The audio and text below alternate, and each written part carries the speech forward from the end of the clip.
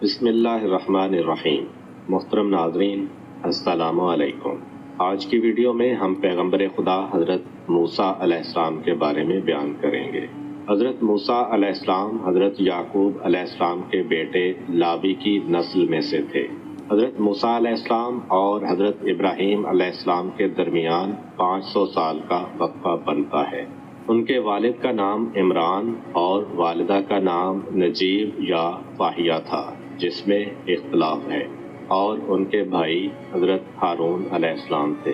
حضرت موسیٰ علیہ السلام کی پیدائش کے بعد جب ان کی والدہ نے انہیں صندوق میں بند کر کے دریا کے حوالے کر دیا تو وہ تیرتا ہوا فرعون کے محل کے پاس جا پہنچا۔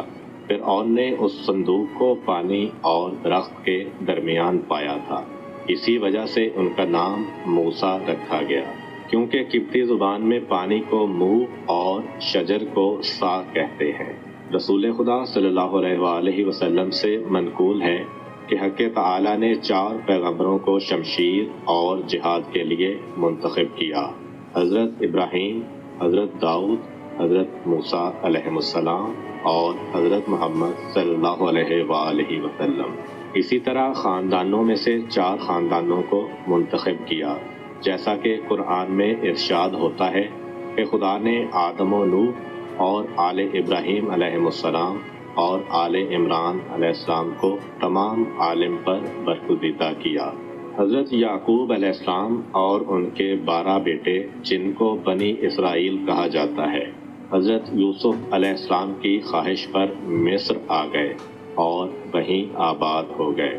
رفتہ رفتہ ان کی تعداد بڑھتی گئی اور وہ ایک بہت بڑا قبیلہ بن گئے۔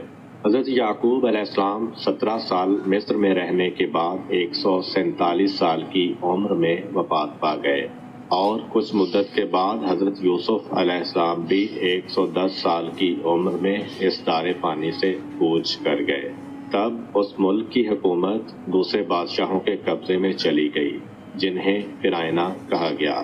فرعونہ جمع ہے فرعون کی۔ واضح رہے کہ فرعون ایک خاص شخص کا نام نہیں ہے، بلکہ مصر کے ہر بادشاہ کو فرعون کہا جاتا تھا۔ جس طرح ایران کے بادشاہ کو کسریٰ، روم کے بادشاہ کو ہرقل اور قیصر، حبشہ کے بادشاہ کو نجاشی، یمن کے بادشاہ کو طبع اور ترک کے بادشاہ کو خاقان کہا جاتا تھا۔ سارے قبطی پہلے فرعون کی نسل در نسل سے تھے، جس کا نام ولید بن مصعب بن ریان تھا۔ کئی صدیاں اسی طرح گزریں اور ان میں بنی اسرائیل ایک قابل توجہ گروہ کی حیثیت سے ابھرے۔ ان کی تعداد بہت بڑھ چکی تھی اور اس میں مسلسل اضافہ ہوتا چلا جا رہا تھا۔ فرعون بنی اسرائیل کی تعداد میں روز افزوں اضافے کو دیکھ کر گھبرا گیا۔ اس نے سوچا کہیں ایسا نہ ہو کہ یہ لوگ حکومت مصر کے دشمنوں کے ساتھ مل کر ملک کے لیے ایک خطرہ بن جائیں۔ اس بنا پر اس نے بنی اسرائیل کے لیے مشکلات پیدا